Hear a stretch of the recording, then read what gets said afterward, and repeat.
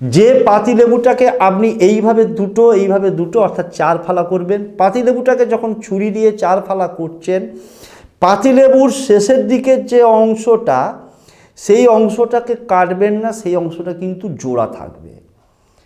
এমনভাবে কাটবেন যাতে পুরো পাতিলেবুটা 4টে না ফালা হয়ে যায় বা 4টে টুকরো না হয়ে যায়, লাস্টের অংশটা যেন জোড়া থাকে। এইভাবে 4টে টুকরো করবেন। একটা পাতিলেবুকে করলেন, আবারও একটা পাতিলেবুকে নিলেন, নিয়ে একইভাবে 4 টুকরো করবেন, শেষের দিকটা জোড়া থাকবে যেন কোনোভাবেই পুরোটা না কেটে যায় পাতিলেবুটা। 4টে ফালা করছেন, দুটো লেবুকে একইভাবে 4 ফালা করবেন, শেষের অংশটা জোড়া থাকবে।